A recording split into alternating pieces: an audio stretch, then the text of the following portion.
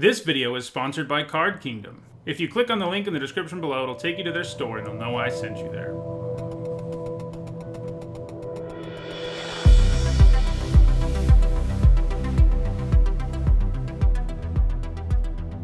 Hello everyone, I'm Nitsa Hone, and it is Saturday, and that means it's time for another episode of the History of the Banned and Restricted list. It's been a while since we've had to break a year into multiple videos, and that's because, relatively speaking, Magic had several quiet years in a row where nothing too busted was printed. However, as we saw at the end of the last video, the release of Urza's Saga almost immediately created problems, and even though the set had only been out for 2 months by the end of 1998, 3 cards had been banned or restricted in just about every format. As time wore on, it became clear that more cards from Urza's Saga were problematic. Cards from other recent sets, like Tempest Block, were also abused in 1999. And the year was one of the worst for Wizards when it came to the number of cards they had to ban or restrict. In this video, we're going to look at the first 3 announcements that came in 1999, in which 12 different cards were banned and restricted in various formats.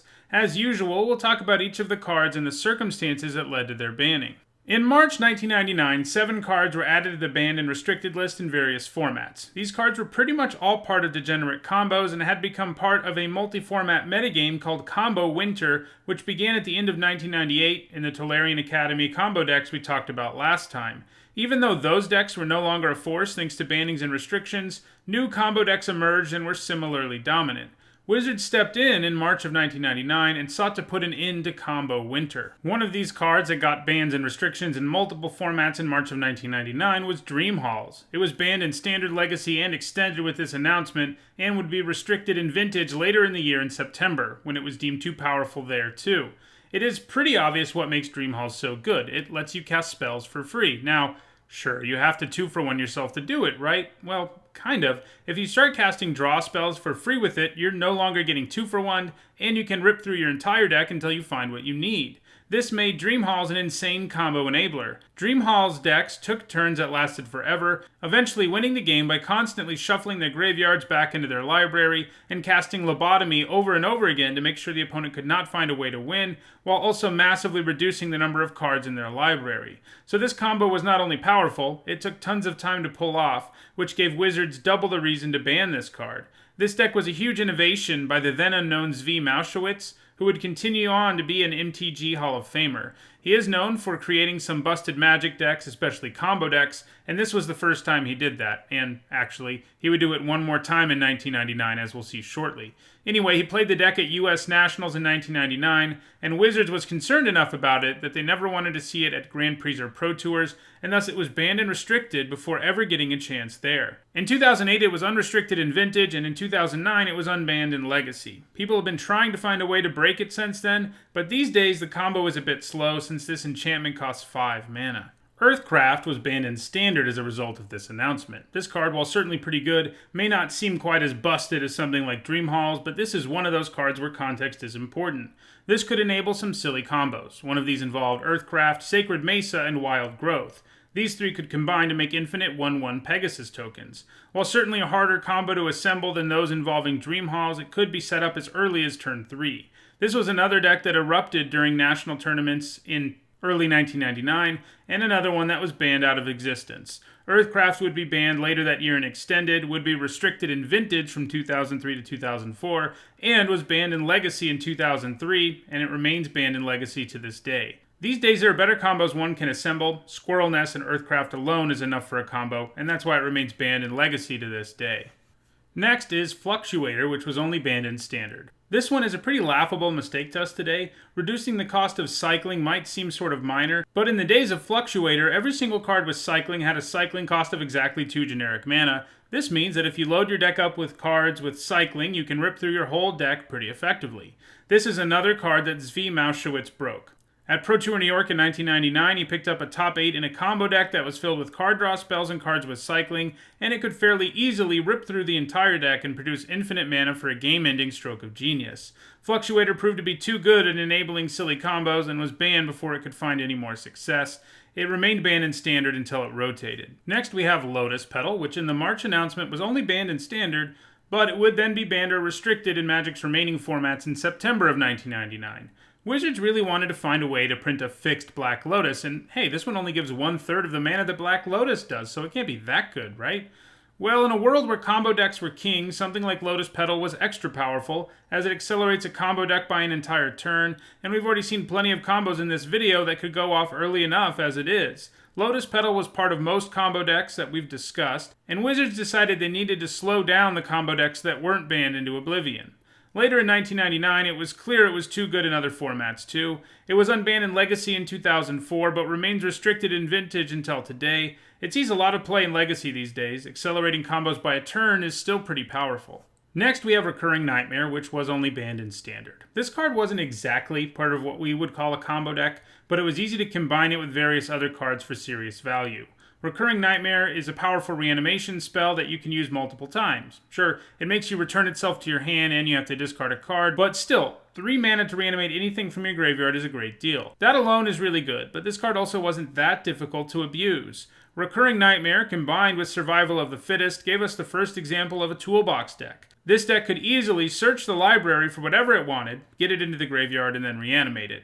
This meant you could run lots of one-ofs who were good situationally, and your deck would be more capable than most at reacting to a wide variety of situations. Eventually, the plan would be to reanimate a big guy and end the game, after you spent the whole game effectively responding to anything your opponent tried to do. This deck dominated Worlds in 1998, and while it wasn't banned immediately after this impressive performance, it would be banned a few months later with this announcement. Next, there's Time Spiral, which was banned in Standard, Urza's Block, and Legacy in this announcement. It would also be banned in Extended in June of 1999. So, we've seen a bunch of cards on this list that enable you to rip through your whole library, allowing you to far too easily assemble degenerate combos, and Time Spiral is another one of those. Essentially free since it allowed you to untap up to 6 lands, Time Spiral was especially busted in conjunction with High Tide, which could allow you to produce absurd amounts of mana while chaining Time Spirals together before milling the opponent to death with a stroke of genius that cost about 1,000,000 mana. While this is a 3-card combo, it wasn't hard to assemble thanks to Time Spiral. It quickly became apparent that this card was just too good, especially in conjunction with High Tide, and Wizards moved fairly quickly to get rid of the card in all formats before it had a wider impact. It would be unrestricted in Vintage in 2008 and unbanned in Legacy in 2010. By that point, those two formats had become powerful enough that something like Time Spiral, which still costs a bunch of mana, isn't as much of a problem. The last card to be banned and restricted in March of 1999 was Memory Jar, which was initially banned in Urza's Block in Legacy and restricted in Vintage. However, just a few weeks after this announcement, Wizards made an emergency announcement to ban Memory Jar in both Standard and Extended too. The problem with Memory Jar is that it could help you both assemble a combo and be part of the combo itself. While Wizards seem to realize that it should be banned in some formats because it may have made combo decks even more consistent and able to rip through their library, they overlooked the fact that you could combine the card with Maegrim to kill the opponent quickly. This came to light at Grand Prix Vienna in March of 1999, where it did far too well in Extended, leading to the emergency banning in it and other formats. The card is just powerful in a vacuum too, since it lets you draw way too many cards, and while those cards don't stay in your hand forever, any good combo deck can go off in a single turn after drawing 7 cards. The card remains banned in Legacy and restricted in Vintage, and for good reason. So the March announcement was predominantly about dismantling combo decks as much as possible, and for the most part it was successful, killing several combo decks on the spot and putting an end to the dreaded combo winter. However, other issues would emerge in 1999 that would require additional announcements, with the next one coming June of 1999. One of the cards in this announcement was Mind Over Matter, which was banned only in Standard. You may remember that we talked about this card last week and how it could be used in conjunction with Tolarian Academy and draw spells to gain pretty much infinite mana in a single turn. Tolarian Academy, of course, got the axe in 1998, but not Mind Over Matter, and it would turn out by June of 1999 that Mind Over Matter was busted enough on its own. Urza's Block had introduced powerful mana rocks, as well as other lands like Tolarian Academy that could produce more than 1 mana. More on them in just a second. And if you could combine that with cards that allow you to draw through your entire library, you would have enough mana to quickly end games. This all proved true in other formats too, as Mind Over Matter would be banned in Extended and Legacy and restricted in Vintage in September of 1999. The other announcements of June 1999 would only affect Urza's Block Constructed, at least initially. Gaia's Cradle is one of those cards that was banned in Urza's Block. Part of the same cycle as Tolarian Academy, Gaia's Cradle was just too good at producing tons of mana quickly. If you played a creature-heavy deck, this would easily produce tons of mana. This combined particularly well with cards with Echo, whose downside was really mitigated by the fact that you had Gaia's Cradle in play. This banning wasn't as related to combos as most of those we've looked at in this video. Instead, this was a way to keep aggro decks from getting too out of control. Gaias Cradle was never banned or restricted in any other formats, and while it has gone on to find success in other places, it isn't nearly as dominant as it was in Urza's block. Next is Saras Sanctum, which, as you've probably guessed, was also in the same cycle as Gaias Cradle and Tolarian Academy. While getting enchantments in play might seem a little bit harder than getting artifacts or creatures into play, Urza's block actually had a ton of enchantments. This set is often thought of as a set with a bunch of artifacts, but it was actually a set with an enchantment focus. We remember it as being artifact-centric because so many busted artifacts were in the set, and there weren't that many enchantments that were. Saras Sanctum was very good at producing mana way too quickly, and like Gaias Cradle, Wizards wanted to get rid of it before it came to dominate block constructed. It would never be banned anywhere else, and has gone on only to some moderate success in other formats. The last card that was banned in Urza's block by this announcement was Voltaic Key, which like Saras Sanctum and Gaias Cradle could be used to enable fast mana. It could be used in conjunction with powerful mana rocks to just produce a lot of mana, and at Pro Tour New York in 1999, in Urza's Block Pro Tour, 7 of the top 8 decks ran Voltaic Key, showing you that the card was certainly too good in the format. The decks that were played in varied wildly, but all of them sought to use the key to produce stupid amounts of mana.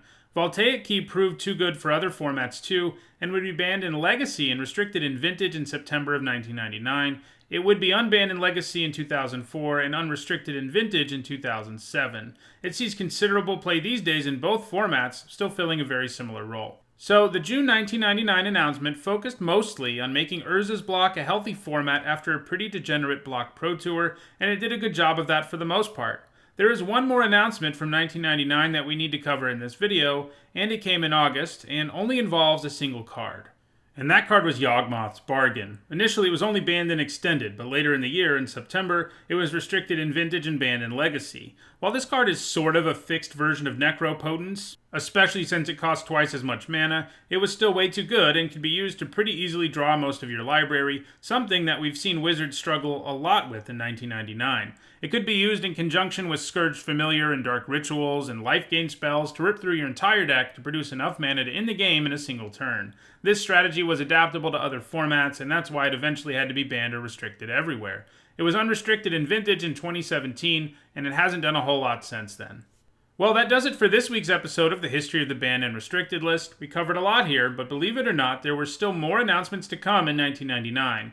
The biggest announcement of the year would actually come in September. I referenced several cards that were banned or restricted during that announcement in this video, but those were only the cards that had been banned or restricted in other formats earlier in the year.